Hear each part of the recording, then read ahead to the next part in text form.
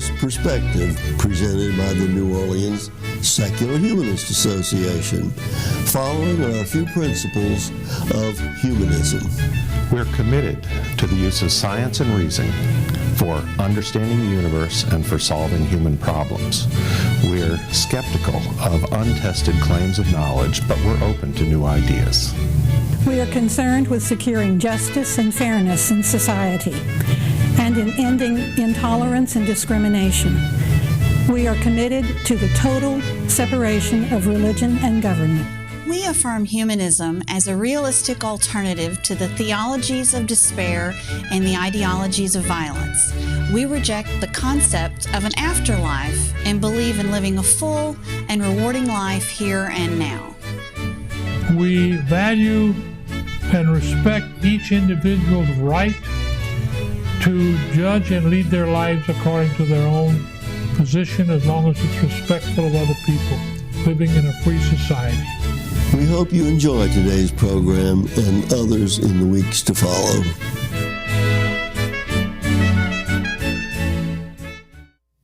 Hello and welcome to another segment of The Humanist Perspective. I'm Jim Dugan. I'm your host for this month. My guest today is Ryan McGehee, a member of the Louisiana Socialist Network, or LSN. Ryan, thank you so much for coming here tonight. I think we have to begin at the beginning when we use words like socialist and socialism. I think very few people understand what those mean, and the meanings of those terms have probably changed over the 150 years or so they've been in use. So what does this mean today from the LSN's perspective? Yeah, I think that in its most basic sense, socialism means that the means of production would be socially controlled. And so to me, that means that the democratic control of industry and society. The idea would be that, a lot of the resources we have in our communities, like, factories and stores and roads and schools, are things that we generally collectively create and collectively work in. And so we should all have, we all have a collective stake in them, so that we should all have some say in how those resources are used. And so that's, I think, the basic idea of socialism. In one sentence, a lot of comrades in the organization would, I think, say that it is the democratic control of industry and society. So what does democratic control mean? I think that begs for some definition there. Yeah. Does that mean workers who own their own corporations? Does that mean command economy? What do you mean by that? I think it would mean, and it's also important that I think that being like the democratic control of the means of production, it's not like we necessarily have a magic blueprint for the way society should be run that we would, like to impose upon the world. But again, that everyone who has a stake has some sort of say in that. And so historically, there have been different struggles that have tried to achieve that. Struggles like the Paris Commune, the Russian Revolution, and other revolutions in Chile. And there's other examples of how things that went right and things that went wrong. But the idea is that the people in some sort of political form, sometimes it would be workers unions or something like that, would be controlling how things are distributed rather than markets. So we're trying to develop some kind of alternative to market-driven, profit-driven, at least short-term profit-driven financial decisions. Absolutely, and I think that that's kind of getting at the one important aspect of it, that in some ways it's about sort of a power relationship, right? And I think a good example of one way that the power relationship is undemocratic and kind of perverted is when it comes to energy, where you have what's a relatively small, that industry in particular is fairly concentrated, a relatively small amount of folks who are deciding how we get our energy, whether it's from fossil fuels or renewable resources. That's not something that we necessarily democratically decide, and I think that there's big problems related to that. And so the idea that decisions like that, like how we get our energy, would be made democratically as opposed to based on markets and profits and those types of motivations. Does that mean we vote on? How is that different from the? Let's ask it that way. How is that different from the political process that we have in place right now? Yeah, so I think that what you have right now is we have some sort of political equality to some degree, but not necessarily the same sort of economic equality that would lead to the best decisions being made for our society. And so I still think that there are a lot of folks who don't actually have the type of say. I mean, again, like the energy example would be a good one. I think that voting is a very good way to do it. I think that, you know, as we sort of develop the system, we, through trial and error, will find good ways to do that. I think that one of our positions is that we have very little faith in elected officials as they are, being somewhat separated from the society they serve, making decisions for the society that they serve. And I think that there's some sort of disconnect that does not allow them to make the correct decisions or the most efficient and humane decisions. Also, I think that there's decisions that are made outside of our political system, again, by markets, right? And that's a lot of how we decide how things are distributed within our society. And I think that, you know, seeing society instead of like a big group of competing interests that have to work in this system together, you know, most of these groups have the same interest, right? A system that would work for everyone. And so the idea is to break down some of the divisions that we have in these different groups and interests to create a single interest, a more united interest. Mm-hmm. And that certainly is something that was mentioned on the Facebook page of LSN, is that you see many of the differences that we have in our society as artificial constructs, in some ways put up deliberately to manipulate markets and consciousness of profit motivation and things like that. You mentioned specifically racism, misogyny, religious and ethnic bigotry, and homophobia. How does that fit in? How are those things being used to divide and conquer?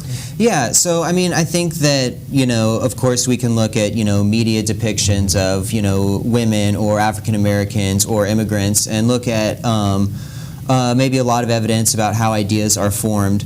But I think also it just comes down to how people relate to the world around them. And oftentimes people are given these frameworks, right, to look at things of race or sex or sexual orientation or things like that, or, you know, religious identification. And especially being in an unequal society that we are, sometimes we look for justifications for why that inequality exists, right? And sometimes we use those frameworks around us, like race and gender, that we see already given to us and already around us in our society. And so I think that there is some of that that's unintentional as well.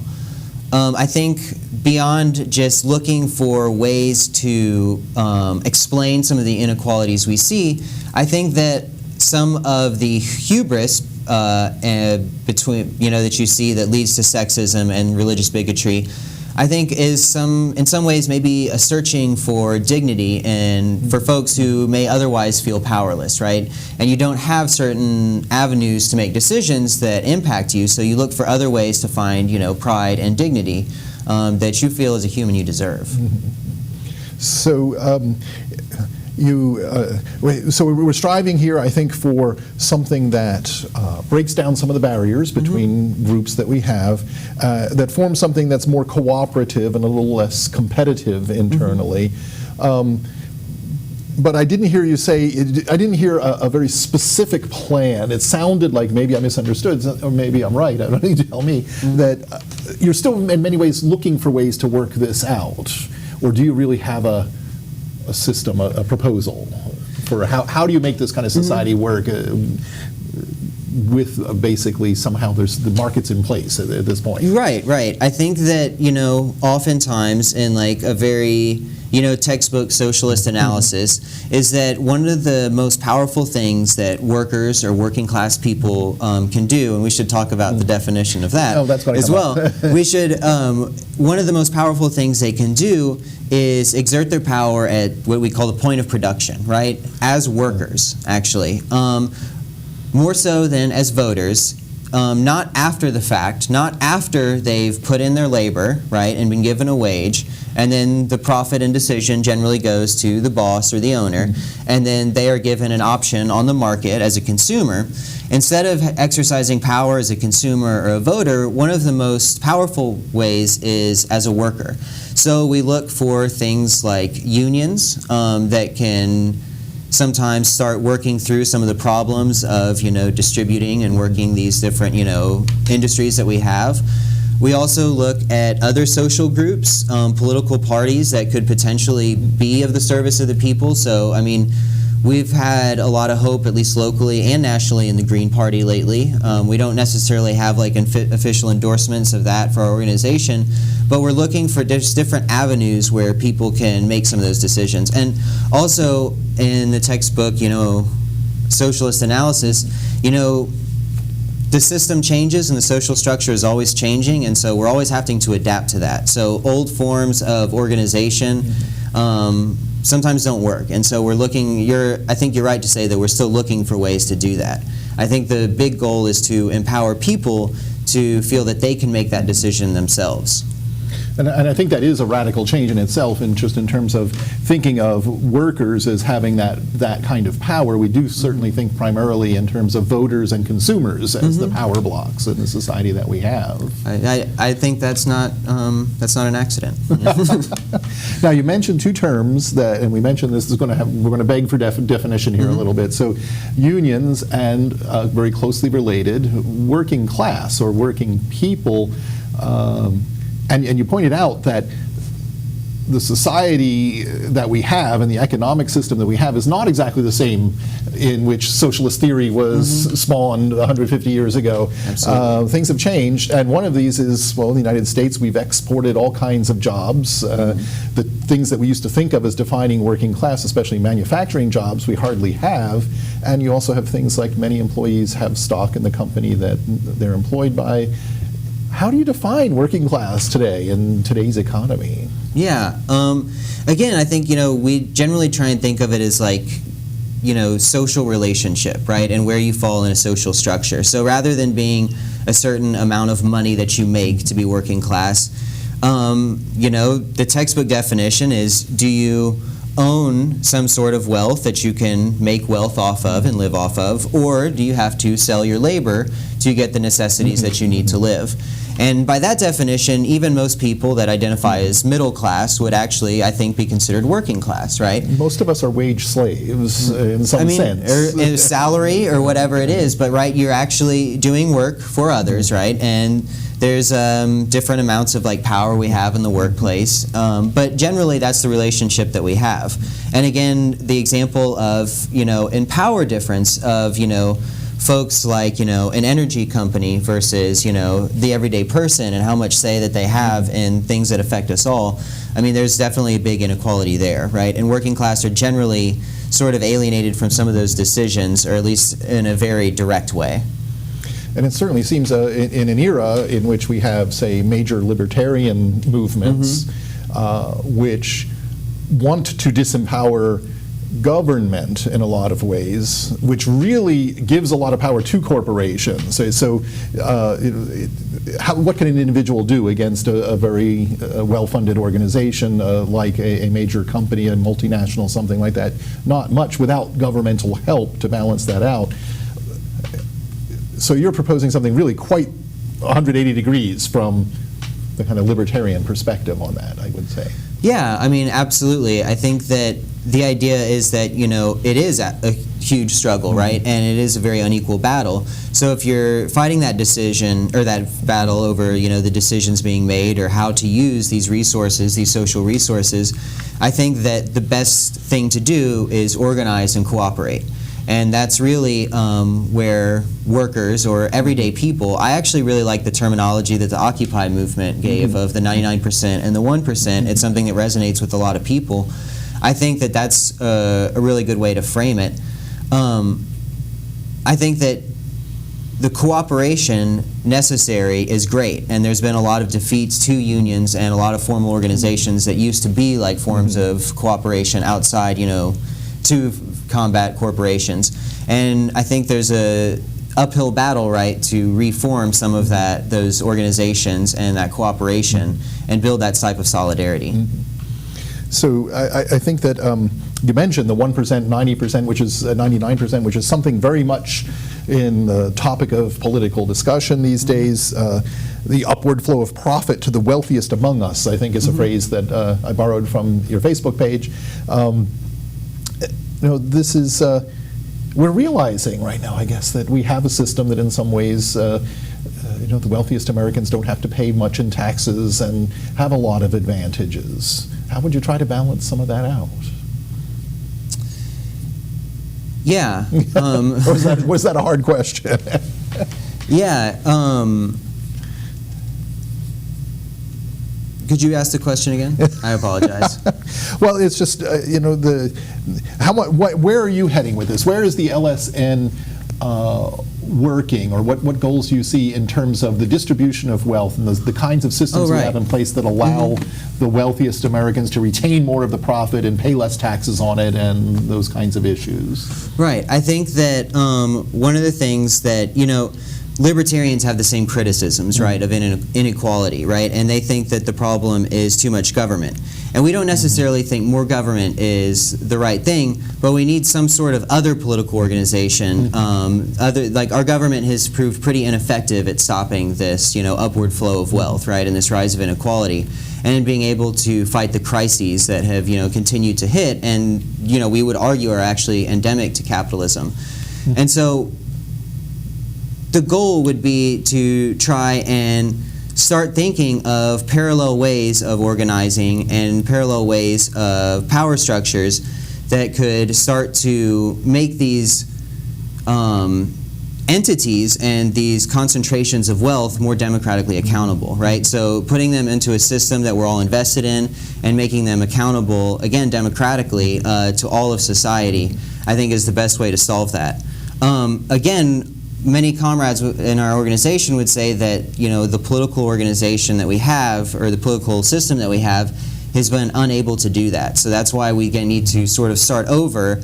The people who actually, create the wealth, before you actually create it and give it away, we need to organize at that level. And once we start organizing at that level, we can start figuring out what the best way to do with that wealth is. So you've mentioned that you have other people in this group. What kind of, who do you outreach to? Who are your members? What do you share in common? Who do you try to reach in the general public? Yeah, so we basically try and reach anyone and everyone. Every meeting that we have is free and open to all. It's, again, trying to bring as many voices in together to start working together about the solutions that they think are best for their city and for their state and eventually for their country and world. And so we have a lot, members are in all different organizations. It really is a network without like a super formal membership, where we have people who are environmental groups who come to our meetings to help plan and give information, and people active in housing struggles to try and keep public housing open, and people involved in labor unions and things like that, and also people of all occupations. I'm a teacher. We have a comrade who's a street performer, a student, railroad worker. Like, it's all kinds of people who come, and those are actually the type of people that we want to reach out to. Like, anyone and everyone who sees the same problems and is confident in our ability to solve them. But is there something in common that your members have that gives them a certain consciousness or awareness of this kind of class issue, in a classical socialist sense of class power relations? Yeah, absolutely. I think that, so there's three things that I think we'd all have in common is that we are anti-capitalist, right? We don't see capitalism or fixing capitalism as the solution to the problem. We see like having an entirely new system as the best solution. We are all committed to the idea of solidarity and fighting the struggles that we believe divide the working class and stop and prevent the type of unity and cooperation that we hope to see. And most comrades generally have little faith in the current political system to be able to ameliorate a lot of these problems. And so one of our goals, especially in relating to elections and your average political avenues, is one of our goals is to hold whoever is in office, whichever candidate, because we don't really endorse specific candidates and we don't necessarily believe in that, right? We have more issues in mind, is to keep that pressure on whoever's in office, right? So when it relates to the presidential election, when people talk about Trump or Hillary or Gary Johnson or Jill Stein, our goal, rather than supporting any one, is to start creating the grassroots type of organization that will fight the type of struggles for economic and social justice that we believe in, that we believe, divide the working class, no matter who's in office, right? And to keep up that agitation and keep up that pressure.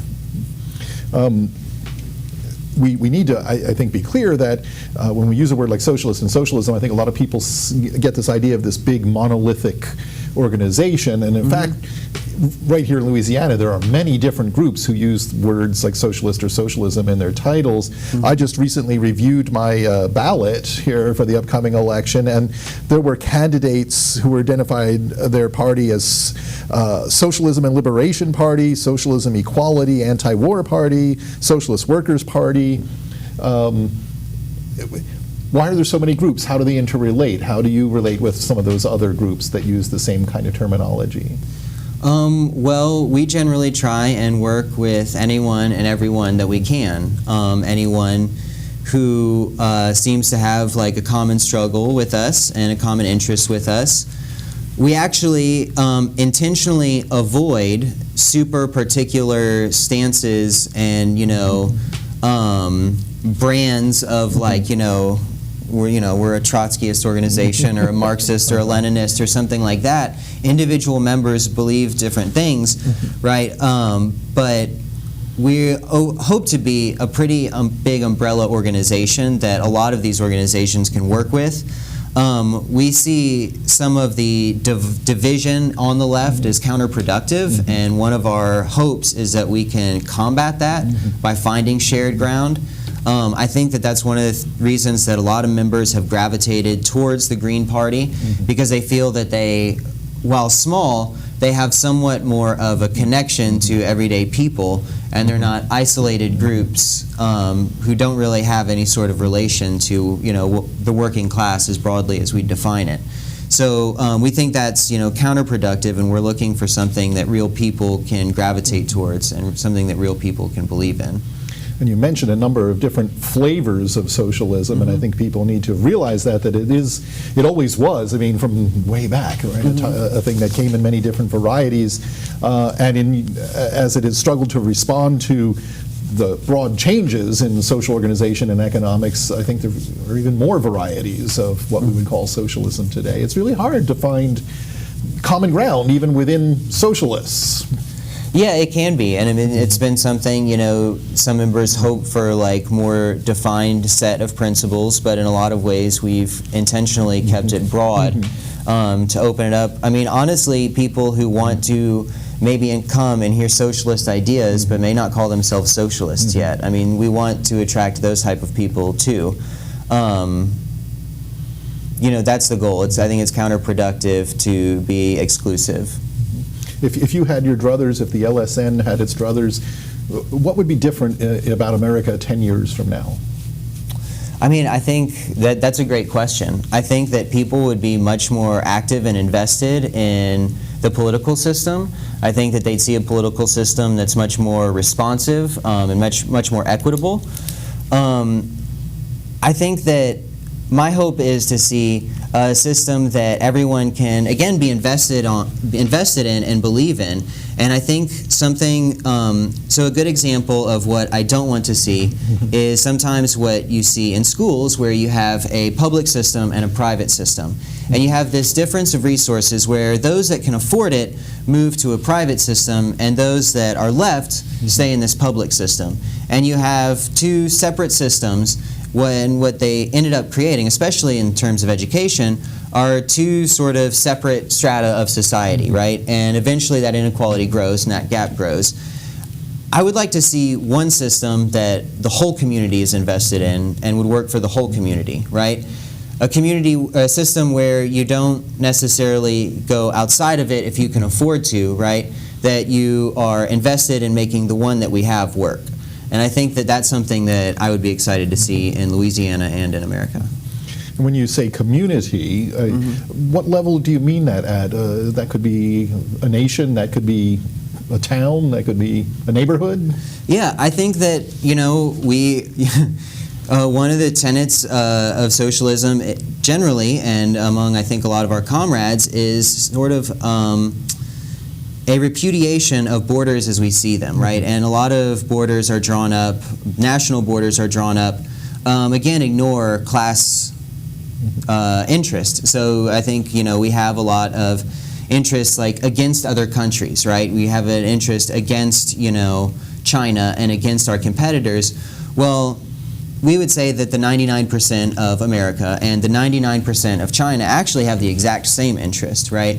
And so that it's not actually, it's a sort of false separation. And in some sort of alternate political system, I think we would have to redefine how we organize and the boundaries with which organizations interact in ways that are more natural and, again, more efficient to the way things need to be distributed to meet our needs. So if someone were a little more interested in your group, what would they find if they went to a meeting? Well, generally we like to have a discussion over some sort of socialist politics, generally in some sort of relevant issue that we see affecting New Orleans. So we've been talking in a few meetings about short-term rentals because it's something a lot of people care about and a lot of people are interested in regulations or legalizing or complete bans on short-term rentals. So it's something that we've been discussed and how we relate to that issue. The election is another thing that's been in the air, and we try and be really responsive to what are people talking about and what is our socialist perspective on this issue. And then also we do a lot of planning and the different things that we get involved in. So we work with a lot of other groups to help build events that they are working on. People in St. Tammany's Parish that are trying to get together to defeat fracking. They actually had a big victory recently. No New Leases is an organization that's trying to fight new oil leases in the Gulf of Mexico, and a lot of others, Justice for Eric Harris and things like that. We try and discuss how we can help build and relate to a lot of these other movements that are going on. And you keep a lot of this information on your Facebook page? Or, you said meetings were open to the public, the Facebook page is Louisiana Socialist Network. Did I get it right? So people can find information about your meetings and activities there. Every week we generally have 2 p.m. at Flora Cafe in the Marigny. Okay. I had to think for a minute. I don't get there very often. Yeah. And so people could do, if they're interested in this sort of thing, and they'll find a lot of activists, it sounds like, people who are taking up different political issues and are trying to push the envelope and break down some of the barriers.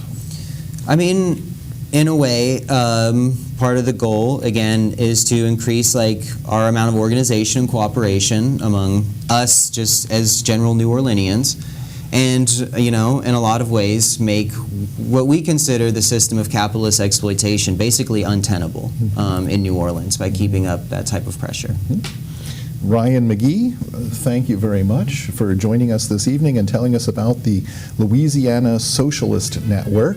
We're running very fast out of time. Thank you for coming. Thank you.